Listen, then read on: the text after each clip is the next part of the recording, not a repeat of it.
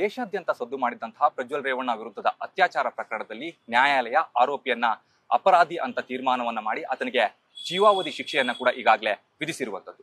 ಈ ಒಂದು ಪ್ರಕರಣದಲ್ಲಿ SIT ತುಂಬಾ ಉತ್ತಮವಾದಂತಹ ಒಂದು ತನಿಖೆಯನ್ನ ಮಾಡಿತ್ತು. ಅದರಲ್ಲೂ ಕೂಡ ಸಾಕ್ಷಿಯನ್ನ ಕಲೆ ಹಾಕಿದ್ದೇನಿತ್ತು ಇದು ಸಾಕಷ್ಟು ಇಂಟ್ರೆಸ್ಟಿಂಗ್ ಅಂತಾನೆ ಹೇಳ್ತಾ ಹೋಗ್ಬೋದು. ಯಾಕೆ ಅಂತ ಹೇಳಿದ್ರೆ ಈ ಪ್ರಕರಣದಲ್ಲಿ ಸಾಕಷ್ಟು ವರ್ಷಗಳ ಹಿಂದೆ ಈ ಒಂದು ಪ್ರಕರಣ ನಡೆದಿತ್ತು.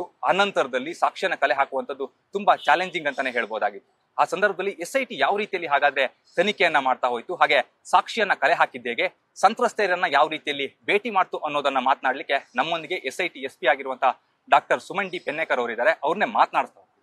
ಮೇಡಮ್, ಈ ಒಂದು ಪ್ರಕರಣ ಸಾಕಷ್ಟು ಚಾಲೆಂಜಿಂಗ್ ಪ್ರಕರಣ ಅಂತಾನೆ ಕರೆಯಲ್ಪಟ್ಟಿರುವಂತಹ ಒಂದು ಪ್ರಕರಣ ಕೂಡ ಹೌದು. ಯಾಕೆ ಅಂತ ಹೇಳಿದ್ರೆ ಮೊದಲಿಗೆ ಈ ಪ್ರಕರಣ ಯಾವಾಗ SITಗೆ ಬರುತ್ತೋ ಆ ಸಂದರ್ಭದಲ್ಲಿ ಸಾಕಷ್ಟು ಅಸಡ್ಡೆ ಮಾತುಗಳು ಕೂಡ ಕೇಳಿ ಬಂದಿದ್ವು. ಅಂದ್ರೆ ಈ ಪ್ರಕರಣದಲ್ಲಿ ಇವ್ರು ಡೆಡ್ ಎಂಡಿಗೆ ಹೋಗ್ಲಿಕ್ಕೆ ಸಾಧ್ಯನಾ?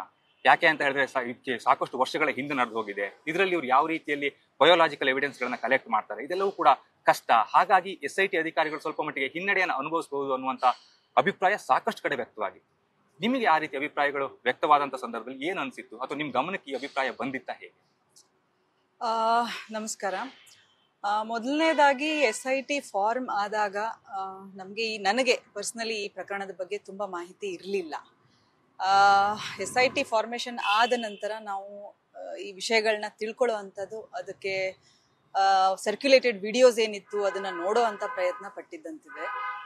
ಆ ಸಂದರ್ಭದಲ್ಲಿ ಸುಮಾರು ಕಡೆಯಿಂದ ತಾವು ಹೇಳ್ದಂಗೆ ಕೆಲವೊಂದು ವಿಷಯಗಳು, ಸ್ಪೆಷಲಿ ತುಂಬಾ ಹಳೆ ಪ್ರಕರಣ ಅನ್ನುವಂಥದ್ದು, ಮತ್ತೆ ಇದರಲ್ಲಿ ಸಾಕ್ಷಿಗಳು ಅಷ್ಟು ಸ್ಟ್ರಾಂಗ್ ಆಗಿಲ್ಲ ಅನ್ನುವಂಥದ್ದು, ಒರಿಜಿನಲ್ ವಿಡಿಯೋ ಸಿಗ್ಲಿಕ್ಕಿಲ್ಲ ಅನ್ನುವಂಥದ್ದು, ಹಾಗೆ ಆರೋಪಿ ಮುಖ ಕಾಣ್ತಾ ಇಲ್ಲ, ಆ ಥರದ್ದು ನೂರಾರು ವಿಷಯಗಳು ಚರ್ಚೆ ಆಗ್ತಾ ಇತ್ತು. ಆ ಸಂದರ್ಭದಲ್ಲಿ ನಾವು ಕೇಳಿದ್ದೇವೆ. ಆದರೆ ವಿಡಿಯೋ ನೋಡಿದಾಗ ನಮಗೆ ಮೊದಲನೇದಾಗ ಅನ್ಸಿದ್ದೇನಂತಂದ್ರೆ, ವಿಡಿಯೋದಲ್ಲಿ ಒಂದು ಸಂತ್ರಸ್ತೆ ಇದ್ದಾಳೆ. ಸುಮಾರು ಸಂತ್ರಸ್ತೆಯರಿದ್ರು, ಬಟ್ ಈ ಪ್ರಕರಣದ ಬಗ್ಗೆ ಹೇಳಬೇಕಾದ್ರೆ ಒಬ್ಳು ಸಂತ್ರಸ್ತೆ ಇದ್ದಾಳೆ. ತುಂಬಾನೇ ಡಿಸ್ಟ್ರೆಸ್ ಅಲ್ಲಿ ಇದ್ದಿದ್ದು ನಮಗೆಲ್ಲ ತುಂಬಾ ಕ್ಲಿಯರ್ ಆಗಿ ಕಾಣ್ತಾ ಇತ್ತು. ಸೊ ನಮಗೆ ಇರೋಂಥ ಎವಿಡೆನ್ಸಸ್ ಏನಿತ್ತು, ಸಾಕ್ಷಿಗಳು ನಮ್ಮ ಕೈ ಮುಂದೆ ಏನಿತ್ತು, ಅದನ್ನ ತಗೊಂಡು ನಾವು ಕೇಸ್ ಬಿಲ್ಡ್ ಮಾಡ್ಲಿಕ್ಕೆ ಪ್ರಯತ್ನ ಪಡಲೇಬೇಕು ಅನ್ನುವಂಥದ್ದು ಒಂದು ಆ ದಿನಾನೇ ನಾವು ಆಲೋಚನೆ ಮಾಡಿದ್ವಿ. ಮೊದಲನೇ ದಿನ ನಮ್ಮ SIT ನೇತೃತ್ವ ವಹಿಸಿರುವಂತಹ BK ಸಿಂಗ್ ಸರ್ ಜೊತೆಗೆ ನಾವೇನು ಚರ್ಚೆ ಮಾಡಿದ್ವಿ. ಮೊದಲನೇ ದಿನ ಆಗಿದ್ದು ಬೇರೆ ಯಾವುದೇ ಇನ್ವೆಸ್ಟಿಗೇಷನ್ ಬಗ್ಗೆ ಆಗಿರ್ಲಿಲ್ಲ. ಚರ್ಚೆ ಆಗಿದ್ದು ಮೇನ್ಲಿ ವಿಡಿಯೋ ನೋಡಿದ್ರೆ ಏನ್ ಅನ್ಸುತ್ತೆ ನಿಮ್ಗೆಲ್ಲ ಅದ್ರ ಬಗ್ಗೆ ಅನ್ನೋದು ಮಾತುಕತೆ. ನಾವು ಇರ್ಬೋದು, SPs ಇರ್ಬೋದು, ಇನ್ವೆಸ್ಟಿಗೇಟಿಂಗ್ ಆಫೀಸರ್ಸ್ ಇರ್ಬೋದು, ಅಥವಾ SITಗೆ ಡ್ರಾ ಮಾಡಿರುವಂತ ಸಿಬ್ಬಂದಿ ಇರ್ಬೋದು, ಎಲ್ಲರ ಜೊತೆ ಚರ್ಚೆ ಆಗಿದ್ದು 5 ನಿಮಿಷದ ಚರ್ಚೆ. ವಿಡಿಯೋ ನೋಡಿದಾಗ ಏನ್ ಅನ್ಸುತ್ತೆ, ಅವಳಿಗೆ ನ್ಯಾಯ ಒದಗಿಸ್ಬೇಕು, ಅದಕ್ಕೆ ಏನ್ ಮಾಡ್ಬೇಕು ನಾವು ಮಾಡೋಣ, ಇಷ್ಟೇ ಚರ್ಚೆ ಆಗಿದ್ದಂಥದ್ದು. ಅದರ ನಂತರ ಕೆಲಸ ಸ್ಟಾರ್ಟ್ ಆಗಿದ್ದು. ತಾನಾಗೆ ನಮ್ಗೆ ಎವಿಡೆನ್ಸಸ್ ಸಿಗ್ತಾ ಹೋಯ್ತು. ಅದರಲ್ಲಿ that was part of investigation. Madam, ಈ ಒಂದು ಪ್ರಕರಣದಲ್ಲಿ ನಾವು ಗಮನಿಸ್ತಾ ಹೋದ್ರೆ ಪ್ರಮುಖವಾಗಿರುವಂತಹ ವಿಚಾರ ಅಂದ್ರೆ ಆ ವಿಡಿಯೋ ಆಗಿರ್ಬೋದು ಅಥವಾ ಸ್ಕ್ರೀನ್ ಶಾಟ್ಗಳಾಗಿರ್ಬೋದು, ಎಲ್ಲೂ ಕೂಡ ಆರೋಪಿಯ ಮುಖ ಅನ್ನುವಂಥ ತೋರೋದಿಲ್ಲ. ಆ ಸಂದರ್ಭದಲ್ಲಿ ಅದನ್ನ ಪ್ರೂವ್ ಮಾಡುವಂಥದ್ದು ತುಂಬಾ ಕಷ್ಟ ಆಗುತ್ತೆ. ಯಾಕೆ ಅಂತ ಹೇಳಿದ್ರೆ ಯಾರದ್ದು ಅಂತ ಹೇಳಲಿಕ್ಕಾಗಲ್ಲ, ಮಾರ್ಫಿಂಗ್ ಆಗಿದೆ ಅನ್ನುವಂಥ ಒಂದಿಷ್ಟು ವಿಚಾರಗಳು ಕೂಡ ಹೊರಬರ್ಲಿಕ್ಕೆ ಸ್ಟಾರ್ಟ್ ಆಯ್ತು. ಇದು ನನ್ನ ವಿಡಿಯೋನೇ ಅಲ್ಲ ಅನ್ನುವಂಥ ಮಾತುಗಳು ಕೂಡ ಕೇಳಿ ಬರ್ಲಿಕ್ಕೆ ಸ್ಟಾರ್ಟ್ ಆಯ್ತು. ಈ ಸಂದರ್ಭದಲ್ಲಿ ಅದನ್ನ ಯಾವ ರೀತಿಯಲ್ಲಿ ಟೆಕ್ನಿಕಲ್ ಆಗಿ ಪ್ರೂವ್ ಮಾಡುವಂತ ಒಂದು ಕೆಲಸವನ್ನ ಮಾಡಿದ್ರಿ, ಅದು ಎಷ್ಟು ಚಾಲೆಂಜಿಂಗ್ ಆಗಿತ್ತು ಅಂತ ಹೇಳಿ?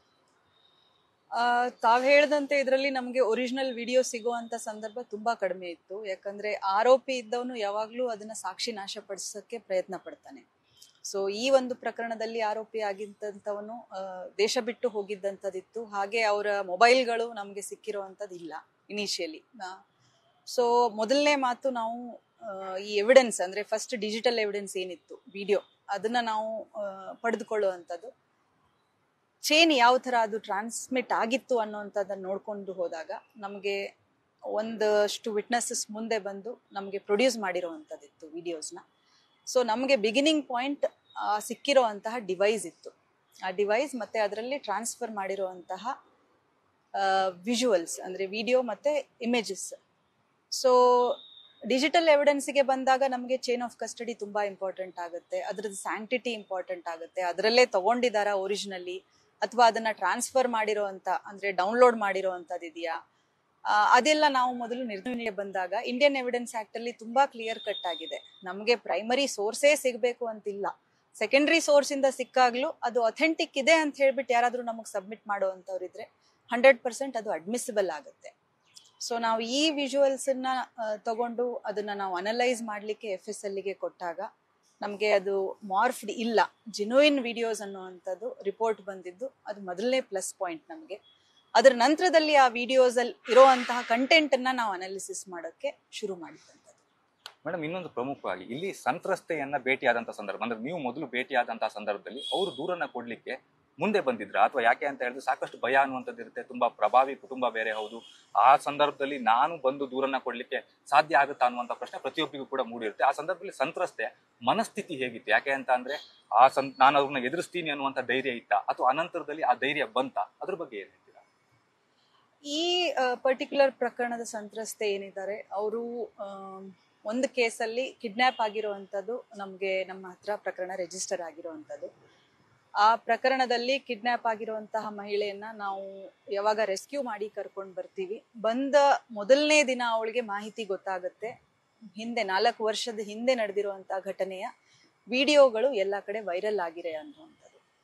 ಯಾವಾಗ ಆ ಮಹಿಳೆಗೆ ಆ ವಿಚಾರ ಗೊತ್ತಾಗುತ್ತೆ, ಅವಳ ಮನಸ್ಥಿತಿ ತುಂಬಾನೇ ಡಿಸ್ಟರ್ಬ್ ಆಗಿರುವಂಥದ್ದು. ನಾವಿದ್ವಿ, ಕೌನ್ಸಿಲರ್ ಇದ್ರು, ಮೆಡಿಕಲ್ ಅಂದ್ರೆ ವಿಮೆನ್ ಮೆಡಿಕಲ್ ಸ್ಟಾಫ್ ಇದ್ರು, ನಮ್ಮ ಬ್ಯಾಂಗ್ಳೂರ್ ಸಖಿ ಸೆಂಟರ್ ಇಂದ ಕೌನ್ಸಿಲರ್ಸ್ ಇದ್ರು. ಸೊ ಎಲ್ಲರ ಸಮ್ಮುಖದಲ್ಲಿ ನಾವು ಅವಳ ಜೊತೆಗೆ ಚರ್ಚೆ ಮಾಡುವಾಗ ನಮಗನ್ಸಿದ್ದೇನಂತಂದ್ರೆ, ಆ ಒಂದು ಮೊಮೆಂಟ್ ಅನ್ನ ಮೆಲುಕು ಹಾಕ್ತಾ ಇದ್ದಾಳೆ, ಅವಳು ಅದನ್ನ ಕಣ್ಮುಂದೆ ಬರ್ತಾ ಇದೆ ಅನ್ನೋವಂಥದ್ದು. ಆ ಸಂದರ್ಭದಲ್ಲಿ ತುಂಬಾ ಸರ್ತಿ ಬ್ರೇಕ್ ಡೌನ್ ಆಗಿದ್ದಾಳೆ ಅವಳು. ಅವಳನ್ನ ನಾವು ಸಮಾಧಾನ ಮಾಡ್ಲಿಕ್ಕೆ ಕಷ್ಟಪಟ್ಟಿದೀವಿ. ಯಾಕಂದ್ರೆ ಅವಳಿಗೆ ಗೊತ್ತಿರ್ಲಿಲ್ಲ, ವಿಷಯ ಆಗಿರೋವಂಥದ್ದು ಗೊತ್ತಿತ್ತು, ಆದ್ರೆ ವಿಡಿಯೋ ಮಾಡಿ ಅದು ಸರ್ಕ್ಯುಲೇಟ್ ಆಗಿದೆ ಅನ್ನೋವಂಥದ್ದು ಇದೆಯಲ್ಲ, ಅದು ಒಂದು ಹೆಣ್ಣಿನ ಒಂದು ಮರ್ಯಾದೆಗೆ ಬಂದಾಗ ತುಂಬಾ ಸ್ಟ್ರಾಂಗ್ ಆಗ್ತಾಳೆ ಮಹಿಳೆ ಅನ್ನೋಳು. ಸೊ ಈ ಕೇಸಲ್ಲಿ ಕೂಡ ಅದೇ ಆಗಿದ್ದು. ಆ ವಿಡಿಯೋ ಸರ್ಕ್ಯುಲೇಟ್ ಆಗಿರ್ಲಿಲ್ಲ ಅಥವಾ ಅದು ಬಂದಿದೆ ಅನ್ನೋ ವಿಚಾರ ಅವಳಿಗೆ ತಿಳಿದಿಲ್ಲ ಅಂತಂದ್ರೆ ಅವಳು ಡಿನೈಲ್ ಅಲ್ಲಿ ಇರ್ಬೋದಿತ್ತು, ಇಂಥದ್ದೇನು ನಡೆದೇ ಇಲ್ಲ ಅಂತ ಹೇಳಿ ದುಃಖನ ಒಳಗಡೆ ನುಂಗ್ಕೊಂಡು ಕೂರೋ ಸಂದರ್ಭ ಇತ್ತು. ಕೂತಿದ್ದಾಳೆ 4 ವರ್ಷದಿಂದ. ಯಾವಾಗ ಆಚೆ ಬಂದಿದೆ ಅಂತ ಗೊತ್ತಾಯ್ತು, she was very brave.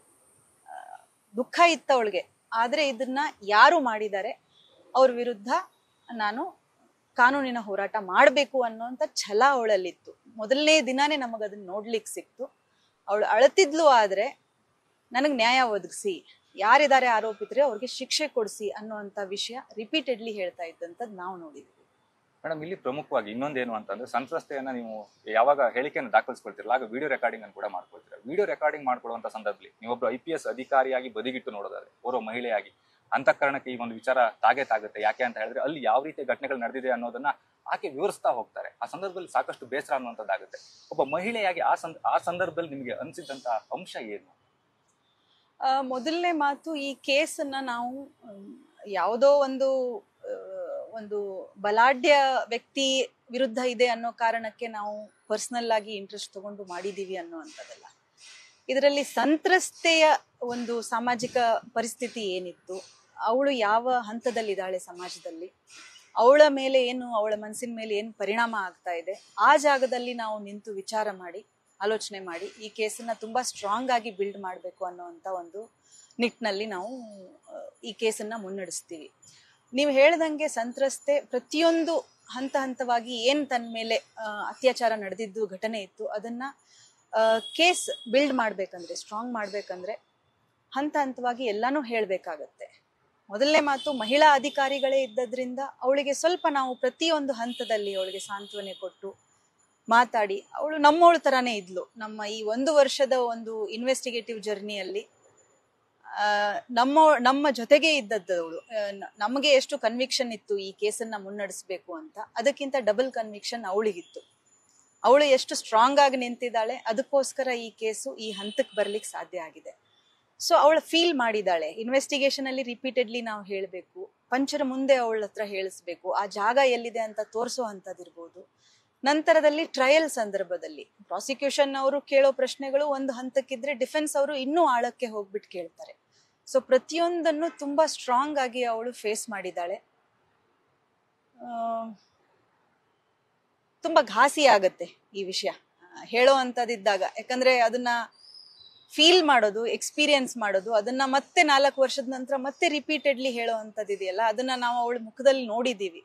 But ಕೊನೆಗೆ ಏನಿತ್ತಂತಂದ್ರೆ, ಇದು ವಿನ್ ಆಗ್ಬೇಕು ಅನ್ನೋ ಆಲೋಚನೆಯಲ್ಲಿ ಅವಳು ಅದನ್ನೆಲ್ಲ ಬದಿಗಿಟ್ಟು ಸ್ಟ್ರಾಂಗ್ ಆಗಿ she has come forward. So ಅವಳಿಂದನೇ ಈ ಕೇಸ್ ಇದೆ ಅನ್ನುವಂಥದ್ದು ನನ್ನ ಅಭಿಪ್ರಾಯ. ಮೇಡಮ್, ನೀವು ಒಂದ್ ಮಾತನ್ನ ಹೇಳ್ತೀರಾ, ರಾಜಕೀಯ ಒತ್ತಡ ಎಲ್ಲೂ ಕೂಡ ನಮ್ಗೆ ಇರ್ಲಿಲ್ಲ, ಕ್ಲಿಯರ್ ಕಟ್ ಆಗಿ ಆ ಮಾತನ್ನ ನೀವು ಹೇಳ್ಬಿಡ್ತೀರಾ. ಅದನ್ನ ಹೊರತುಪಡಿಸಿ ನಿಮ್ಮ ಮನಸ್ಸಿನ ಒಳಗೆ ಒಂದು ತೊಳಲಾಟ ಅನ್ನೋದು ಇದ್ದೇ ಇರುತ್ತೆ. ಯಾಕೆ ಅಂತ ಅಂದ್ರೆ ಒಬ್ಬ ಅಧಿಕಾರಿಯಾಗಿ ಆಗಿರ್ಬೋದು ಅಥವಾ ಒಬ್ಬ ಮಹಿಳೆಯಾಗಿ ಆಗಿರ್ಬೋದು, ಅಂದ್ರೆ ಈ ಒಂದು ಪ್ರಕರಣದಲ್ಲಿ ನಾವು ಸಾಕ್ಷ್ಯನ ಸರಿಯಾದ ರೀತಿಯಲ್ಲಿ ಸಂಗ್ರಹಿಸಬೇಕು, ಮತ್ತೆ ಆಕೆ ಕೊಡ್ತಾ ಇರುವಂತ ಸ್ಟೇಟ್ಮೆಂಟ್ ಅನ್ನ ಕೇಳ್ತಾ ಇರುವಂತ ಸಂದರ್ಭದಲ್ಲಿ ನಿಮಗೂ ಕೂಡ ತುಂಬಾ ನೋವಾಗಿರುತ್ತೆ. ಆ ಸಂದರ್ಭವನ್ನ ನೀವು ಯಾವ ರೀತಿಯಲ್ಲಿ ಫೇಸ್ ಮಾಡಿದ್ರಿ ಅಂತ ಹೇಳಿ. ಯಾಕೆ ಅಂತ ಹೇಳಿದ್ರೆ ಅವರು ಮಹಿಳೆಯಾಗಿ ನಿಮ್ಮ ಮನಸ್ಥಿತಿಯನ್ನ ನೀವು ಯಾವ ರೀತಿಯಲ್ಲಿ ದಾಟಿದ್ರಿ ಅಂತ ಹೇಳಿ. ನೋಡಿ, ಈ ಪ್ರಕರಣ ಒಂದು ಸ್ಟ್ಯಾಂಡ್ ಅಲೋನ್ ಪ್ರಕರಣ ಇರಲಿಲ್ಲ. ಒಂದು ರೇಪ್ ಆಗಿದೆ, ಒಂದು ವಿಕ್ಟಿಮ್ ಇದ್ದಾಳೆ ಅನ್ನುವಂಥ ಪ್ರಕರಣ ಇರಲಿಲ್ಲ. ಈ ಸಂದರ್ಭದಲ್ಲಿ ಒಂದು ಇಡೀ ಸಮಾಜದ ಒಂದು ಸ್ವಾಸ್ಥ್ಯ ಹಾಳು ಮಾಡುವಂತ ಒಂದು ಘಟನೆಗಳು ನಡೆದಿತ್ತು. ನಾವೆಲ್ಲ ನೋಡಿದೀವಿ. ಸುಮಾರು ವಿಡಿಯೋಗಳು ಹೊರಬಂತು, ಸುಮಾರು ಫೋಟೋಗಳು ಹೊರಬಂತು. ಒಬ್ಬಳೇ ಅಲ್ಲ, ಸುಮಾರು ಜನ ಸಂತ್ರಸ್ತೆಯರು ಇದರಿಂದ ಹತಾಶರಾಗಿದ್ದಾರೆ. ಕೆಲವರು ಮುಂದೆ ಬಂದ್ರು, ಕೆಲವರು ಬರ್ಲಿಕ್ಕೆ ಒದ್ದಾಡಿದ್ರು. ನಮ್ಗೆಲ್ಲ ಗೊತ್ತು, ಸಮಾಜದಲ್ಲಿ ಈ ಒಂದು ತರನಾದ ವಿಷಯಗಳನ್ನ ಯಾರು ಫ್ರೀಲಿ ಚರ್ಚೆ ಮಾಡ್ಲಿಕ್ಕೆ ಮುಂದೆ ಬರಲ್ಲ, ಭಯ ಪಡ್ತಾರೆ. ಕಾರಣ ನೂರಾರಿರುತ್ತೆ. ತಮ್ಮ ಫ್ಯಾಮಿಲಿ ಇರುತ್ತೆ, ಮಕ್ಕಳು ಇರ್ತಾರೆ, ಪೇರೆಂಟ್ಸ್ ಇರ್ತಾರೆ. ಸಮಾಜದಲ್ಲಿ ನಾವು ಮುಖ ತೋರಿಸ್ಕೊಂಡು ಓಡಾಡಕ್ ಆಗಲ್ಲ ಅನ್ನುವಂತ ಒಂದು ಮನಸ್ಥಿತಿಗೆ ಬಂದ್ ನಿಂತಿರ್ತಾರೆ. ಇನ್ನೂ ವರ್ಸ್ಟ್ ಅಂತಂದ್ರೆ ಇದ್ರಲ್ಲಿ ನನಗೆ ಜೀವಿಸೋಕ್ ಆಗಲ್ಲ ಅಂತ ಜೀವ ಕಳ್ಕೊಳ್ಳುವಂತ ಸಂದರ್ಭಗಳು ಇರುತ್ತೆ. ಇಷ್ಟೆಲ್ಲ ಇದ್ದಾಗ ಒಂದು ಮಹಿಳೆ ಮುಂದೆ ಬರ್ತಾ ಇದ್ದಾಳೆ ಅಂತಂದ್ರೆ ನಮಗಿದ್ದಿದ್ದು ಅವಳ ಮುಖಾಂತರ ಈ ಇಡೀ ವಿಮೆನ್ಹುಡ್ ಏನಿದೆ, ಅಂದ್ರೆ ಯಾರು ಅಫೆಕ್ಟೆಡ್ ಇದ್ದಾರೆ, ಒಬ್ಳೆ ಅಂತಲ್ಲ, ಎಲ್ಲಾ ಸಂತ್ರಸ್ತೆಯರಿಗೂ ನ್ಯಾಯ ಒದಗಿಸ್ಬೇಕು. ಇಂಥ ಸಂದರ್ಭಗಳಲ್ಲಿ ಮೊದಲನೇ ಮಾತು, ಮಹಿಳೆಯರು ಹಿಂಜರಿಯುವಂಥದ್ದು ಇದೆಯಲ್ಲ, ಅದು ಆದಷ್ಟು ಆ ಒಂದು ಹಿಂಜರಿಕೆಯನ್ನ ಓವರ್ಕಮ್ ಮಾಡಿ ಸ್ಟ್ರಾಂಗ್ ಆಗಿ ನಿಂತ್ರೆ ಒಂದು ಲೆವೆಲ್ಗೆ ನಾವು ಜಸ್ಟಿಸ್ ನಾವು ಪಡ್ಕೊಳ್ಬಹುದು ಅನ್ನೋಂಥ ಒಂದು ಕ್ಲಿಯರ್ ಮೆಸೇಜ್ ನಾವು ಪಾಸ್ ಮಾಡಬೇಕಿತ್ತು ಇದರಲ್ಲಿ. ಹಾಗಾಗಿ ನಮಗೆ ಈ ಕೇಸ್ ವೆರಿ ಇಂಪಾರ್ಟೆಂಟ್ ಇದ್ದಿತ್ತು. ಸೊ ನಾವು ತುಂಬಾ ರಿಲೇಟ್ ಆಗಿದ್ವಿ, ನಾನಷ್ಟೇ ಅಂತಲ್ಲ, ಇಡೀ SIT team, especially SIT team ಅಲ್ಲಿ ನಮ್ಮ ನೇತೃತ್ವ ವಹಿಸಿದ ಅಧಿಕಾರಿ ಮತ್ತೆ ಕೆಲವು ಬೆರಳೆಣಿಕೆಯಷ್ಟು ಮೇಲ್ ಅಧಿಕಾರಿಗಳನ್ನ ಬಿಟ್ರೆ ಎಲ್ಲರೂ ಮಹಿಳಾ ಅಧಿಕಾರಿಗಳೇ. ನಮ್ಮ SIT ಇನ್ವೆಸ್ಟಿಗೇಷನ್ ಒಂದು ರೂಮ್ ಇರ್ತಿತ್ತು, ಅಲ್ಲಿ ಇಮೋಷನ್ಸ್ ತುಂಬಾನೇ ಸ್ಟ್ರಾಂಗ್ ಇರ್ತಿತ್ತು ನಮ್ದೆಲ್ರದೂನು. ಚರ್ಚೆ, ಇನ್ವೆಸ್ಟಿಗೇಷನ್ ಜೊತೆಗೆ ಇಮೋಷನಲ್ ಚರ್ಚೆಗಳು ಆಗ್ತಾ ಇತ್ತು. ಯಾವ ತರ ಇದೆ ಸಮಾಜದಲ್ಲಿ, ಯಾವ ತರ ಬೆಳವಣಿಗೆಗಳಾಗ್ತಾ ಇದೆ, ಮಹಿಳೆಯರ ವಸ್ತುಸ್ಥಿತಿ ಹೇಗಿದೆ, ಇದೆಲ್ಲ ವಿಷಯಗಳನ್ನ ನಾವು ಫೀಲ್ ಮಾಡ್ಕೊಂಡು ಇನ್ವೆಸ್ಟಿಗೇಷನ್ ಮಾಡಿರುವಂತದ್ದಿದೆ. ಮೇಡಮ್, ಇಲ್ಲಿ ಪ್ರಮುಖವಾಗಿ ಅಂದ್ರೆ ಒಬ್ಬ IPS ಅಧಿಕಾರಿಯಾಗಿ ನೀವು ಈ ಸಾಕಷ್ಟು ಪ್ರಕರಣಗಳನ್ನ ನೋಡಿರ್ತೀರಾ. ಈ ಪ್ರಕರಣ ನಿಮ್ಗೆ ಏಕ ಭಿನ್ನ ಅನಿಸ್ತು, ಒಂದೊಮ್ಮೆ ಭಿನ್ನ ಅನ್ಸಿದ್ರೆ ಅದಕ್ಕೆ ಕಾರಣ ಏನು ಅಂತ ಹೇಳ್ಬೋದು? ನೋಡಿ, ನಾನು SP ಹಂತದ ಅಧಿಕಾರಿ. ನಾನು ASP ಆಗಿದ್ದಾಗ ಕೆಲವು ಅಟ್ರಾಸಿಟಿ ಕೇಸಸ್ನ ನಾನು ಇಂಡಿಪೆಂಡೆಂಟ್ ಆಗಿ ಇನ್ವೆಸ್ಟಿಗೇಟ್ ಮಾಡಿರೋವಂಥದ್ದಿದೆ.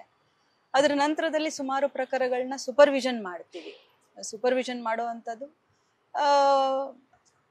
ಎಲ್ಲ ರೀತಿಯಾದಂತಹ ಒಫೆನ್ಸಸ್ಗಳನ್ನ ನೋಡಿರ್ತೀವಿ. ಮರ್ಡರ್ ನೋಡಿರ್ಬೋದು, ರೇಪ್ ನೋಡಿರ್ಬೋದು, ಅಥವಾ ಯಾವುದಾದ್ರೂ ನಾನ್ ಹೀನಸ್ ಕ್ರೈಮ್ಸ್ ನೋಡಿರ್ಬೋದು.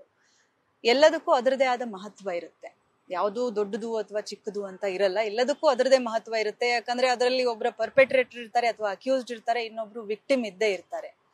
ಸೊ ಅವ್ರಿಗೆ ನ್ಯಾಯ ಕೊಡಿಸ್ಬೇಕು, ಅದಕ್ಕೆ ಏನ್ ಮಾಡ್ಬೇಕು, ನಾವು ಸೂಪರ್ವಿಷನ್ ಅಲ್ಲಿ ಮಾಡ್ಲೇಬೇಕಾಗತ್ತೆ. ಬಟ್ ಇದ್ಯಾಕೆ ಅತಿ ನಮಗೆ ಮಹತ್ವದ ಪ್ರಕರಣ ಅನ್ಸಿದ್ದಂತಂದ್ರೆ, ಆ ಸಂದರ್ಭದಲ್ಲಿ 2024ರಲ್ಲಿ ಏನು ವೈರಲ್ ಆಯ್ತು ವಿಡಿಯೋಸ್, ಆ ಸಂದರ್ಭನ ನಾವು ನೆನೆಸ್ಕೊಂಡ್ರೆ ತುಂಬಾ ಸೊಸೈಟಿಯಲ್ಲಿ ತುಂಬಾ ಡಿಸ್ಟರ್ಬೆನ್ಸಸ್ ನಾವು ನೋಡಿದ್ವಿ. ಆ ವಿಡಿಯೋಸ್ ವೈರಲ್ ಆದಾಗ ತುಂಬಾ ರಿಯಾಕ್ಷನ್ಸ್ ಇತ್ತು ಜನರದ್ದು.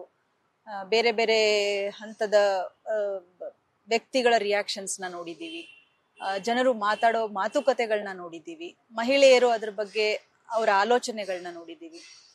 ಸೊ ಇದು ಈ ಪ್ರಕರಣ ಪ್ರತಿದಿನ ಬರುವಂತದಲ್ಲ.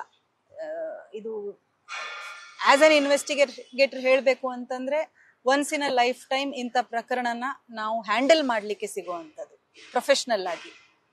So it's a very unique case.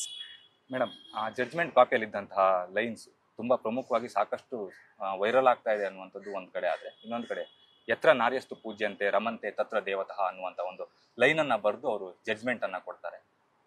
ಆ ಲೈನ್ ಅನ್ನ ನೋಡಿದಂತ ಸಂದರ್ಭದಲ್ಲಿ ಏನ್ ಅನಿಸ್ತು ನಿಮ್ಗೆ? ಅಂದ್ರೆ ಅಷ್ಟೊಂದು ಮಹಿಳೆಗೆ ಯಾವ ರೀತಿಯಲ್ಲಿ ಗೌರವ ಕೊಡಬೇಕು ಅನ್ನೋದನ್ನ ಅವ್ರು ಉಲ್ಲೇಖಿಸಿ ಆ ಒಂದು ಜಡ್ಜ್ಮೆಂಟ್ ಅನ್ನ ನ್ಯಾಯಾಧೀಶರು ಕೊಟ್ಟಿರುವಂತದ್ದು. ಆ ಸಂದರ್ಭದಲ್ಲಿ ಏನ್ ಅನಿಸ್ತು?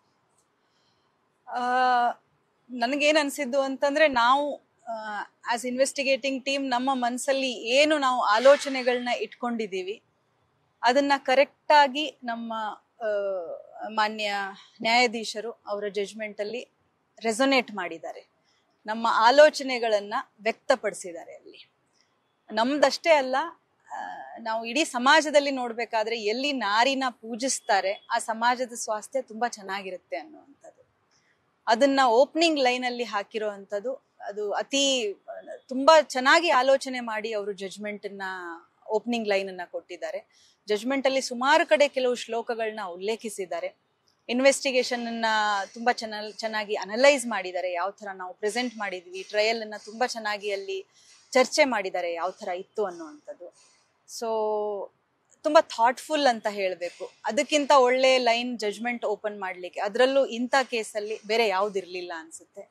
ಎಲ್ಲಿ ನಾರಿನ ಪೂಜಿಸ್ತಾರೆ ಅಲ್ಲಿ ದೈವತ್ವ ಇರುತ್ತೆ 100%. ಮೇಡಮ್, ಇನ್ನೊಂದು ಕೊನೆಯದಾಗಿ ಕೇಳೋದಾದ್ರೆ, ಈ ಒಟ್ಟಾರೆ ಪ್ರಕರಣವನ್ನ ನೀವು ಗಮನಿಸ್ತಾ ಇದ್ರಿ, ಅದರಲ್ಲಿ ಸಾಕ್ಷಿಗಳನ್ನ ಕಲೆ ಹಾಕುವಂತದ್ದಾಗಿರ್ಬೋದು, ಅದರಲ್ಲಿ ಮುಖ್ಯವಾಗಿ ಮಹಜರು ಮಾಡುವಂತ ಒಂದು ಪ್ರಕ್ರಿಯೆ ಏನಿತ್ತು ಗೊತ್ತಾ, ಆ ಒಂದು ಮಹಜರು ಪ್ರಕ್ರಿಯೆ ಸಂದರ್ಭದಲ್ಲಿ ಸಾಕಷ್ಟು ಸಾಕ್ಷಿಗಳನ್ನ ಕಲೆ ಹಾಕ್ತಾ ಬರ್ತೀರಾ. ಅಷ್ಟೊಂದು ವರ್ಷಗಳ ನಂತರದಲ್ಲೂ ಕೂಡ ಅದನ್ನ ಕಲೆ ಹಾಕ್ಲಿಕ್ಕೆ ಯಾವ ರೀತಿಯಲ್ಲಿ ಸಾಧ್ಯ ಆಯಿತು? ಯಾಕೆ ಅಂತಂದ್ರೆ ಇದು ತುಂಬಾ ದೊಡ್ಡ ಚಾಲೆಂಜಿಂಗ್. ನಿಮ್ಗೆ ಎಷ್ಟೋ ವರ್ಷಗಳಾಗಿದೆ, ಅಲ್ಲಿ ಬಯೋಲಾಜಿಕಲ್ ಎವಿಡೆನ್ಸ್ ಸಿಗಲ್ಲ ಅಥವಾ ಬೇರೆ ಏನನ್ನು ನಾನು ಅದನ್ನ ಕಲೆಕ್ಟ್ ಮಾಡ್ತೀನಿ ಅಂತ ಅಂದ್ರೆ ಅದು ನಿಮ್ಮಿಂದ ಸಡನ್ಲಿ ಸಾಧ್ಯ ಆಗಲ್ಲ. ಆ ಸಂದರ್ಭದಲ್ಲಿ ಸಿಕ್ಕಂತ ಎವಿಡೆನ್ಸ್ಗಳು ಎಷ್ಟು ಪ್ರಾಮುಖ್ಯತೆ ವಹಿಸಿದ್ವು ಈ ಒಂದು ಪ್ರಕರಣದಲ್ಲಿ ಅಂತ? ಇದು very important question actually. Rape cases ಅಲ್ಲಿ ಅಥವಾ ಮಹಿಳೆಯರ ವಿರುದ್ಧ ನಡೆದಿರುವಂತಹ ಶೋಷಣೆಯ ಪ್ರಕರಣಗಳು ಏನಿರುತ್ತೆ ಅದರಲ್ಲಿ ಅತಿ ಮುಖ್ಯವಾಗಿರುವಂತದ್ದು ಯಾರು ವಿಕ್ಟಿಮ್ ಇರ್ತಾಳೆ, ಶೋಷಿತೆ ಇರ್ತಾಳೆ, ಅವಳ ಒಂದು ಸ್ಟೇಟ್ಮೆಂಟ್ ಸಾಕಾಗುತ್ತೆ. ಅವಳು ಏನು ಕೋರ್ಟಲ್ಲಿ ಅಥವಾ ಇನ್ವೆಸ್ಟಿಗೇಷನ್ ಅಲ್ಲಿ ಏನು ಅವಳು ಹೇಳಿಕೆ ಕೊಟ್ಟಿರ್ತಾಳೆ ಅದನ್ನೇ ಕೋರ್ಟಲ್ಲಿ ಹೋಗಿ ಹೇಳಿದ್ರೆ ಕನ್ವಿಕ್ಷನ್ ಆಗೋದಕ್ಕೆ ಅಷ್ಟು ಸಫಿಶಿಯೆಂಟ್ ಆಗುತ್ತೆ. ಬಟ್ ಈ ಕೇಸ ತುಂಬಾ ಅದಕ್ಕೆ ವ್ಯತಿರಿಕ್ತವಾಗಿರುವಂತದ್ದು.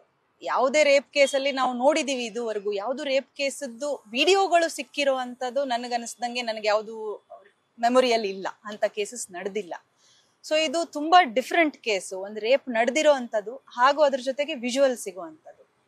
ಸೊ ಆ ವಿಡಿಯೋ ಅನಾಲಿಸಿಸ್ ನಮ್ಗೆ ಪ್ರಾಮಿನೆಂಟ್ ಆಗಿದ್ದಂಥದ್ದು. ವಿಡಿಯೋದಲ್ಲಿ ಸುಮಾರು ವಿಷಯಗಳನ್ನ ನಾವು ಅನಲೈಸ್ ಮಾಡಿದ್ದೀವಿ. ಆರೋಪಿಯ ಮುಖ ಕಾಣ್ತಾ ಇರ್ಲಿಲ್ಲ, ಆದ್ರೆ ಅವನ ದೇಹದ ಇತರೆ ಅಂಗಾಂಗಗಳು ಕಾಣ್ತಾ ಇದ್ದಂಥದ್ದು. ಅದರಿಂದ ನಾವೇನಾದ್ರೂ ಅವರನ್ನ ಪತ್ತೆ ಹಚ್ಚಬಹುದಾ ಅನ್ನುವಂಥದ್ದು ಆ ನಿಟ್ಟಿನಲ್ಲಿ ಇನ್ವೆಸ್ಟಿಗೇಷನ್ ಮಾಡಿದ್ದು. ಹಾಗೆ ಆರೋಪಿಯ ಧ್ವನಿ ಅದರಲ್ಲಿ ಕೇಳಿಸ್ತಾ ಇದ್ದಂಥದ್ದು, ಅದನ್ನ ನಾವು ಮ್ಯಾಚ್ ಮಾಡ್ಲಿಕ್ಕೆ ಏನ್ ಕ್ರಮ ಕೈಗೊಂಡಿದ್ದು. ಹಾಗೆ ಒಂದು ಆ ಬ್ಯಾಕ್ ಗ್ರೌಂಡ್ ಏನ್ ಸರೌಂಡಿಂಗ್ ಇತ್ತು, ಸೀನ್ ಆಫ್ ಕ್ರೈಮ್ ಅಂತ ಏನ್ ಹೇಳ್ತೀವಿ, ಆ ಬ್ಯಾಕ್ ಗ್ರೌಂಡ್ ಅನ್ನ ಸಂತ್ರಸ್ತೆ ತೋರಿಸ್ತಿರೋಂತ ಬ್ಯಾಕ್ ಗ್ರೌಂಡಿಗೆ ಹೋಲಿಕೆ ಮಾಡುವಂತದ್ದಾಗ್ಲಿ, ಈ ತರದ್ದು ಸುಮಾರು ವಿಷಯಗಳನ್ನ ನಾವು ಆ ಡಿಜಿಟಲ್ ಎವಿಡೆನ್ಸ್ ಏನ್ ಸಿಕ್ತು ಅದರ ಬೇಸಿಸ್ ಮೇಲೆ ಮಾಡಿರುವಂತದ್ದಿದೆ. ಅದ್ರ ಜೊತೆಗೆ ನಮಗೆ DNA ಒಂದು ತುಂಬಾ ಕ್ರೂಷಿಯಲ್ ಆಗಿ ಇದರಲ್ಲಿ ಸಿಕ್ಕಿರುವಂತ ವಿಚಾರ. ತುಂಬಾ ನಾವು ಆಲೋಚನೆ ಮಾಡ್ತೀವಿ 3-4 ವರ್ಷದ ಹಿಂದಿಂದು DNA ಹೇಗ್ ಸಿಗ್ಬಹುದು ಅನ್ನೋಂತ. ಇನ್ಫ್ಯಾಕ್ಟ್ ನಾವು ಕೂಡ ಆಸ್ ಇನ್ವೆಸ್ಟಿಗೇಟರ್ಸ್ ತುಂಬಾ ನ್ಯಾಚುರಲ್ ಕೋರ್ಸ್ ಅಲ್ಲಿ ಹೋಗ್ತಾ ಇದ್ವಿ. ಒಂದು ಸಂದರ್ಭದಲ್ಲಿ ಸಂತ್ರಸ್ತೆ ಆ ವಿಡಿಯೋನ ನಾವು ಗುರುತು ಹಚ್ಚಲಿಕ್ಕೆ ಅವಳು ಮುಂದೆ ಪ್ಲೇ ಮಾಡಿದಾಗ ಅದರಲ್ಲಿರೋ ಅಂತಹ ಬಟ್ಟೆಗಳನ್ನ ನಾನು ಎಲ್ಲಿಟ್ಟಿದ್ದೀನಿ ಅನ್ನೋ ಅಂತದನ್ನ ನಮಗೆ ಹೇಳ್ತಾಳೆ. ಅಂದ್ರೆ ಅವಳು ಅಲ್ಲಿ ಫಾರ್ಮ್ ಲೇಬರ್ ಅಂತ ಕೆಲಸ ಮಾಡ್ತಾ ಇದ್ದಂಥದ್ದು. ಲೇಬರ್ ಕ್ವಾರ್ಟರ್ಸ್ ಅಲ್ಲಿ ನಾನು ಅದನ್ನ ಇಟ್ಟು ಬಂದಿದ್ದೀನಿ ನಾನು ಕೆಲಸ ಬಿಡುವಾಗ ಅಂತ ಹೇಳ್ಬಿಟ್ಟು ಅವಳು ಹೇಳಿದಾಗ ನಮ್ಗೆ ಗೊತ್ತಾಗಿದ್ದು ಅದು ಮೋಸ್ಟ್ಲಿ ಅನ್ಟಚ್ಡ್ ಇದೆ, ಅಲ್ಲಿ ಬಿಟ್ಟು ಬಂದಿದ್ದಾಳೆ ಅಂತಂದ್ರೆ. ಸೊ ಅದು ಒಂಥರ ನಮ್ಗೆ ಒಂದು ಕ್ಲಿಕ್ ಆಗಿದ್ದು, ಇದನ್ನ ನಾವು ಇಮಿಡಿಯೇಟ್ಲಿ ನಾವು ಸೀಸ್ ಮಾಡಬೇಕು ಅಂತ ಹೇಳಿ. ಆನಂತರ ನಾವು ಸೀಸ್ ಮಾಡಿದ್ವಿ ಅಂಡ್ ಫಾರ್ಚುನೇಟ್ಲಿ ನಮಗೆ ಅದರಲ್ಲಿ DNA ಸ್ಯಾಂಪಲ್ಸ್ ಮ್ಯಾಚ್ ಆಯ್ತು ಆರೋಪಿ ಜೊತೆಗೆ. ಯಾಕಂದ್ರೆ ಅದು ಗಂಟು ಕಟ್ಟಿ ಹ್ಯೂಮಿಡಿಟಿ ಎಲ್ಲ ಇದ್ದಿದ್ರೆ ಡಿಟಿರಿಯರೇಟ್ ಆಗೋ ಚಾನ್ಸಸ್ ಇತ್ತು ಅನ್ಸುತ್ತೆ. ಬಟ್ ಅದನ್ನ ಗಂಟು ಕಟ್ಟಿ ನೀಟಾಗಿ ಒಂದು ರ್ಯಾಕ್ ಮೇಲೆ ಇಟ್ಟಂಥದ್ದು. ಸೊ ಅದು ಹೇಳ್ತಾರಲ್ಲ, ದೇವರು ದಾರಿ ತೋರಿಸ್ತಾನೆ ಅಂತ ಹೇಳಿ. So it was something like that. ನಮಗೆ ಒಂಥರ ಅದು DNA ಸಿಗುತ್ತೆ ಅನ್ನೋ ಭಾವನೆ ನಮಗೂ ಕೂಡ ಇರಲಿಲ್ಲ. ಎಂಡ್ ಆಫ್ ದ ಡೇ ಅದು ಕೂಡ ಸಿಕ್ತು. ಅದು ಹೆಲ್ಪ್ ಆಯ್ತು ನಮಗೆ ವಿಕ್ಟಿಮ್ ಸ್ಟೇಟ್ಮೆಂಟ್ ನ ಕರಬರೇಟ್ ಮಾಡಕ್ಕೆ. ಸೊ ಫೈನಲಿ ನಮ್ಗೆ ಜಡ್ಜ್ಮೆಂಟ್ ನಮ್ಮೆಲ್ಲರ ಮುಂದಿದೆ. ಮೇಡಮ್, ಆ ಒಂದು ವಿಡಿಯೋದಲ್ಲಿ ಇನ್ನು ಸಾಕಷ್ಟು ಜನ ಸಂತ್ರಸ್ತೆಯರಿದ್ದಾರೆ. ಅವ್ರು ಯಾರು ಕೂಡ ಇದು ಕಂಪ್ಲೇಂಟ್ ಆಗಿರುವಂತದ್ದು ತುಂಬಾ ಕಡಿಮೆ ಅಂತಾನೆ ಹೇಳ್ಬೋದು. ಒಂದೊಮ್ಮೆ ಇನ್ನು ಮುಂದೆ ಯಾರಾದ್ರೂ ಬಂದು ಕಂಪ್ಲೇಂಟ್ ಅನ್ನ ಕೊಡೋದಾಗಿದ್ರೆ ಆ ಒಂದು ಕಂಪ್ಲೇಂಟ್ ಅನ್ನ SIT ಸ್ವೀಕರಿಸುತ್ತಾ ಅಥವಾ ಅವರಿಗೆ ಏನಾದ್ರೂ ಯಾವ್ದಾದ್ರು ಒಂದು ಕಿವಿ ಮಾತನ್ನ ಹೇಳಲಿಕ್ಕೆ ನೀವು ಇಷ್ಟಪಡ್ತೀರಾ ಅಂತ ಹೇಳಿ? ಓ ಹೌದು, ಮೊನ್ನೆ ನಮ್ಮ ಪತ್ರಿಕಾ ಸುದ್ದಿಗೋಷ್ಠಿಯಲ್ಲಿ ನಮ್ಮ SIT ನೇತೃತ್ವ ವಹಿಸಿದ BK ಸಿಂಗ್ ಸರ್ ಅವರು ಈ ವಿಷಯ ಆಲ್ರೆಡಿ ಪ್ರಸ್ತಾಪ ಮಾಡಿದ್ದಾರೆ. ನಮ್ದೊಂದು ಹೆಲ್ಪ್ ಲೈನ್ ಕೂಡ ನಾವು ಆ ಟೈಮಲ್ಲಿ ನಾವು ಚಾಲ್ತಿಯಲ್ಲಿ ಇರಿಸಿದ್ವಿ. ಈಗ ಆ ಟೈಮಲ್ಲಿ ಸುಮಾರು ಜನ ಸಂತ್ರಸ್ತೆಯರಿಗೆ ಆ ಭಯ ಇತ್ತು. ನಾಳೆ ದಿನ ನಾವು ಕೋರ್ಟಿಗೆ ಹೋದ್ವಿ, ಕೇಸ್ ನಿರ್ಧಾರ ಆಗ್ಲಿಲ್ಲ, ಕನ್ವಿಕ್ಟ್ ಆಗ್ಲಿಲ್ಲ, ಮತ್ತೆ ನಮಗೆ ಸಮಸ್ಯೆ ಆಗುತ್ತೆ ಅನ್ನುವಂತ ಆಲೋಚನೆಗಳು ಎಲ್ರಿಗೂ ಇದ್ದೇ ಇರುತ್ತೆ. ಆದ್ರೆ ಈಗ ಈ ಒಂದು ಕನ್ವಿಕ್ಷನ್ ಜೊತೆಗೆ ನನಗನ್ನಿಸ್ದಂಗೆ ಸುಮಾರು ಜನ ಸಂತ್ರಸ್ತೆಯರಿಗೆ ಈ ಆಲೋಚನೆ ಬಂದಿರಬಹುದು, ಈಗ ನಾವು ಮುಂದೆ ಹೋಗಿ ಕಂಪ್ಲೇಂಟ್ ಕೊಡೋಣ ಅಂತ. 100% ಅವಕಾಶ ಇದೆ. ಅವರು ಮತ್ತೆ ಬಂದು ನಮ್ಮ ಮುಂದೆ ಕಂಪ್ಲೇಂಟ್ ಕೊಡ್ತೀನಿ ಅಂತಂದ್ರೆ ನಾವು ಎನಿ ಟೈಮ್ ರಿಸೀವ್ ಮಾಡ್ತೀವಿ. ಇದೇ ತರ ನಾವು ಮೆಟಿಕ್ಯುಲಸ್ ಆಗಿ ಇನ್ವೆಸ್ಟಿಗೇಟ್ ಮಾಡ್ತೀವಿ. ಮೇಡಮ್, ಇಲ್ಲಿ ಪ್ರಮುಖವಾಗಿ ನಿಮ್ಮ SIT ತಂಡ ಯಾಕೆ ಅಂತ ಅಂದ್ರೆ ಕೇವಲ ಒಬ್ಬರಿಂದ ಆಗುವಂತಹ ಕೆಲಸಗಳಲ್ಲ, ಇವೆಲ್ಲವೂ ಕೂಡ ಒಂದು ತಂಡ ಮಾಡಿದಾಗ ಮಾತ್ರ ಒಂದು ಕೇಸನ್ನ ನೀವು ಒಬ್ಬ ವ್ಯಕ್ತಿಗೆ, ಆರೋಪಿಗೆ ಶಿಕ್ಷೆಯನ್ನ ಕೊಡಿಸ್ಲಿಕ್ಕೆ ಸಾಧ್ಯವಾಗುತ್ತೆ. ಇಲ್ಲದೆ ಹೋದಂತ ಪಕ್ಷದಲ್ಲಿ ಅದು ಸಾಧ್ಯ ಆಗೋದಿಲ್ಲ. ನಿಮ್ಮ ತಂಡ ನಿಮಗೆ ಎಷ್ಟು ಸಪೋರ್ಟಿವ್ ಆಗಿತ್ತು? ಯಾಕೆ ಅಂತ ಅಂದ್ರೆ ನಾವು ನೋಡ್ದಂಗೆನೆ ಡೇ ಅಂಡ್ ನೈಟ್ ಕೆಲಸ ಮಾಡ್ತಾ ಇದ್ವಿ. ಅವರು ಎಲ್ಲಿಗೆ ಏರ್ಪೋರ್ಟಿಗೆ ಬರುವಂತ ಸಂದರ್ಭ ಆಗಿರ್ಬೋದು, ಅಥವಾ ಮಹಜರಿ ಕರ್ಕೊಂಡು ಹೋಗುವಂತ ಸಂದರ್ಭ ಆಗಿರ್ಬೋದು, ಪ್ರತಿಯೊಂದು ಕೂಡ ಡೇ ಅಂಡ್ ನೈಟ್ ವರ್ಕ್ ನಡೀತಾ ಇತ್ತು. ಪ್ರತಿಯೊಬ್ರು ಕೂಡ ಯಾರು ಕೂಡ ಸುಸ್ತಾಗಿದ್ದೀವಿ ಅನ್ನೋ ರೀತಿಯಲ್ಲಿ ಯಾರು ಕಾಣ್ತಾ ಇರ್ಲಿಲ್ಲ. ಪ್ರತಿಯೊಬ್ರು ಕೂಡ ಕೆಲಸ ಮಾಡ್ಬೇಕು ಅಂತ ಹೇಳಿ ಓಡಾಡ್ತಾ ಇದ್ರು. ಆ ತಂಡದ ಬಗ್ಗೆ ಏನ್ ಹೇಳಲಿಕ್ಕೆ ಇಷ್ಟಪಡ್ತೀನಿ? ನಾನು ಈಗಾಗಲೇ ಅದನ್ನ ಹೇಳಿದ್ದೇನೆ. ನಮಗ್ ಮೋಟಿವೇಶನ್ ಅನ್ನುವಂಥದ್ದು ಇತ್ತು ಈ ಕೇಸಲ್ಲಿ. ಯಾಕಂದ್ರೆ ಸಂತ್ರಸ್ತೆಯರು ನಮ್ ಕಣ್ ಮುಂದಿದ್ದಾರೆ, ಅವ್ರನ್ನ ನೋಡಿ ನಾವು ಕೆಲಸ ಮಾಡ್ತಾ ಇದ್ವಿ. ಇದರಲ್ಲಿ ನಮ್ಗೆ ನೀವ್ ಹೇಳ್ದಂಗೆ ಆರೋಪಿ ಅರೆಸ್ಟ್ ಆದ ನಂತರದಲ್ಲಿ ಕಸ್ಟಡಿಯಲ್ಲಿದ್ದಾಗ ನಮ್ಗೆ ಅವ್ರ ಪ್ರೆಸೆನ್ಸ್ ಅಲ್ಲೇ ಸುಮಾರು ಕೆಲಸಗಳನ್ನ ಮಾಡ್ಲಿಕ್ಕಿರುತ್ತೆ. So day and night work ಆಗಿದೆ. ಇನಿಷಿಯಲ್ 3-4 months ಅಂತೂ ಡೇ ಅಂಡ್ ನೈಟ್ ವರ್ಕ್ ಆಗಿದೆ. ಯಾರು ಕೂಡ ಸುಸ್ತಾಗ್ತಿರ್ಲಿಲ್ಲ. ಅವ್ರಿಗೆ ಏನು ಬೇಕಾಗಿರೋಂಥ ಲಾಜಿಸ್ಟಿಕ್ಸ್, ಇರೋ ವ್ಯವಸ್ಥೆ, ಊಟದ ವ್ಯವಸ್ಥೆ ಎಲ್ಲ ಮಾಡಿಬಿಟ್ಟು ಕಂಟಿನ್ಯೂಸ್ ಆಗಿ ವರ್ಕ್ ಮಾಡಿರುವಂಥದ್ದಿದೆ. ಜಸ್ಟ್ ಬಿಕಾಸ್ ನಾವು charge sheet in time submit ಮಾಡಬೇಕು ಅಂತ ಹೇಳಿ, ಯಾವುದೇ ರೀತಿಯಾದಂತಹ ಡಿಲೇಸ್ ಆದ್ರೆ ನಮಗೆ ನಾಳೆ ಸರಿ ಇರೋದಿಲ್ಲ ಅನ್ನುವಂಥ ಕಾರಣಕ್ಕೆ ಮಾಡಿರೋವಂಥದ್ದು. ಟೀಮ್ 100% ನೀವು ಹೇಳ್ದಂಗೆ ಇದರಲ್ಲಿ ಯಾರ್ದು ಹೆಚ್ಚು ಕಾಂಟ್ರಿಬ್ಯೂಷನ್ ಅಥವಾ ಕಡಿಮೆ ಕಾಂಟ್ರಿಬ್ಯೂಷನ್ ಅಂತ ಯಾರ್ದು ಇಲ್ಲ. ಎಲ್ರದ್ದು ಒಂದು ಹಂತಕ್ಕೆ very expert, very professional, equally important contribution ಇದೆ, starting from the constable onwards. Even ನಮ್ಮ ಡ್ರೈವರ್ಸ್ ಇನ್ಕ್ಲೂಡಿಂಗ್ ಯಾರನ್ನೂ ನಾನು ಇದರಲ್ಲಿ ಬಿಡೋದಿಲ್ಲ. ಡೆಫಿನೆಟ್ಲಿ ಇನ್ವೆಸ್ಟಿಗೇಟಿಂಗ್ ಆಫೀಸರ್ಸು ಮೇಜರ್ ಕೆಲಸ ಮಾಡ್ತಾರೆ, ಬಟ್ ಸಪೋರ್ಟ್ ಸ್ಟಾಫ್ ಇಲ್ಲದೆ ಯಾವುದೇ ಕೆಲಸ ಆಗಲ್ಲ. ಓವರ್ ಆಲ್ ನೇತೃತ್ವ ವಹಿಸಿದ BK ಸಿಂಗ್ ಸರ್, ಅವರು ವಿಚಾರಗಳನ್ನ ಪ್ರಸ್ತಾಪ ಮಾಡಿ ಡಿಸ್ಕಷನ್ ಆದ ನಂತರ ಎಲ್ಲ ಕೆಲಸಗಳು ರೋಲ್ ಆಗ್ತಾ ಇತ್ತು. ಸೊ ತುಂಬಾ ಚೆನ್ನಾಗಿ ಕೆಲವು ಟೆಕ್ನಿಕ್ಸ್ ನಾವು ಯೂಸ್ ಮಾಡ್ಕೊಂಡಿರುವಂತದ್ದಿದೆ. ಈ ಸಂದರ್ಭದಲ್ಲಿ ಅವರನ್ನ 53A ಸೆಕ್ಷನ್ ಅಲ್ಲಿ ನಾವು ಮೆಡಿಕಲ್ ಮಾಡುವಾಗ ಅವ್ರನ್ನ ವಿಡಿಯೋಗ್ರಾಫ್ ಮಾಡಿರುವಂತದ್ದು, ಫೋಟೋಸ್ ತಗೊಂಡಿರುವಂತದ್ದು ಇರ್ಬೋದು ಅಕ್ಯೂಸ್ಡ್ದು. ಹಾಗೆ ಕೆಲವು ಇಂಟರ್ನ್ಯಾಷನಲ್ ಲೀಗಲ್ ಪ್ರೆಸಿಡೆನ್ಸ್ಗಳನ್ನ ನಾವು ರೆಫರ್ ಮಾಡ್ಕೊಂಡಿದ್ವಿ. ಸೊ ಅದನ್ನ ನಾವು ಕೋರ್ಟಿಗೆ ಕೊಟ್ಟು ಕನ್ವಿನ್ಸ್ ಮಾಡಿ ಈ ತರ ಫೋಟೋಸ್ ತೆಗಿಬೇಕು ಅನ್ನುವಂತ ರೀತಿಯಲ್ಲಿ ಕನ್ವಿನ್ಸ್ ಮಾಡಿರುವಂತದ್ದು ಅನ್ಪ್ರೆಸಿಡೆಂಟೆಡ್ ಅನ್ಬೇಕು. ಇದು ಇಂಡಿಯಾದಲ್ಲಿ ಈ ತರದ್ದು ಯಾವಾಗ ಆಗಿಲ್ಲ. ಇನ್ನು ಮುಂದೆ ಇದು ಒಂದು ಸ್ಟೆಪ್ ಆಗ್ಬೇಕು, ಈ ತರ ಇನ್ವೆಸ್ಟಿಗೇಷನ್ ಸೈಂಟಿಫಿಕ್ ಆಗಿ ಮಾಡುವಂಥದ್ದು. ಸೊ ಓವರ್ ಆಲ್ ಕಂಪ್ಲೀಟ್ ಟೀಮ್ದು ಇದರಲ್ಲಿ ಕಾಂಟ್ರಿಬ್ಯೂಷನ್ ಇದೆ. ತುಂಬಾ ಚೆನ್ನಾಗಿ ಎಲ್ಲರೂ ಕರ್ತವ್ಯ ನಿಭಾಯಿಸಿದ್ದಾರೆ. ನನ್ನ ಕಡೆಯಿಂದ ನಾನು ಮತ್ತೆ BK ಸಿಂಗ್ ಸರ್ ಕಡೆಯಿಂದ ನಾನು ಅವರೆಲ್ಲರಿಗೂ ಅಭಿನಂದನೆಗಳನ್ನ ನಿಮ್ಮ ಮುಖಾಂತರ ಹೇಳಲಿಕ್ಕೆ ಇಷ್ಟಪಡ್ತೀನಿ. Thank you.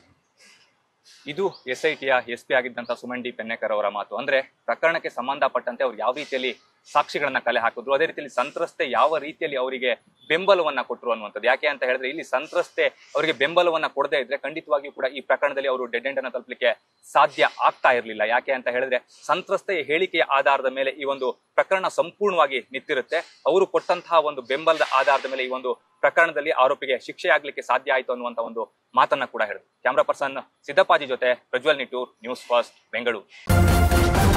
ನ್ಯೂಸ್ ಫಸ್ಟ್ ನಿರ್ಭೀತಿಯಿಂದ ನಿಮ್ಮ ಪರವಾಗಿ.